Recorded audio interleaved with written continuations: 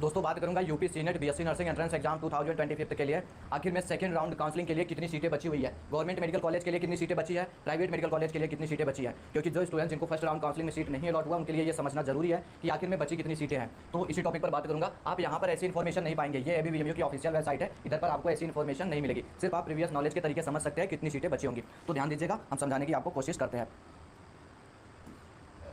सबसे पहली चीज़ तो आपको पता होना चाहिए 1350 सीट थी हमारी, ये गवर्नमेंट सीट। इसके बाद में सभी सीटें जो है वो प्राइवेट कॉलेज की सीटें लगभग 11,000 सीटें थी। ठीक है, अब आपको पता होना चाहिए फर्स्ट राउंड काउंसलिंग के बाद लगभग 75% सीटें भर ली जाती है। 72 से 75% सीटें फर्स्ट राउंड काउंसलिंग में भर ली जाती है। बात समझ में आ रही है? अब इसमें से कितने स्टूडेंट्स डॉक्यूमेंट वेरिफिकेशन कराएंगे, कितने नहीं कराएंगे, ये उस पर डिपेंड करेगा। लेकिन गवर्नमेंट सीट है तो हर कोई डॉक्यूमेंट वेरिफिकेशन कराने जाएगा, भले ही वो सेकंड राउंड काउंसलिंग में कॉलेज अपग्रेड के लिए काउंसलिंग करें। बात समझ में आ गई? तो मान के चल सकते 72 से 75% सीटें भरी जा चुकी है, तो आप इसका निकालेंगे लगभग 1000 सीटें भरी जा चुकी है। 300 के लगभग, 300 से ज़्यादा सीटें मान के चले, आप परसेंटेज निकाल के देख लीजिएगा, कुछ 1000 के लगभग आएगा। मैं कहता हूँ 300 से ज़्यादा सीटें अभी होंगी सेकंड राउंड काउंसलिंग में गवर्नमेंट मेडिकल कॉलेज के लिए। ठीक, और रही बात प्राइवेट कॉलेज में, तो प्राइवेट कॉलेज की जो सीटें फर्स्ट राउंड काउंसलिंग के बाद सिर्फ और सिर्फ 22 से 25% सीटें ही भरी जाती है।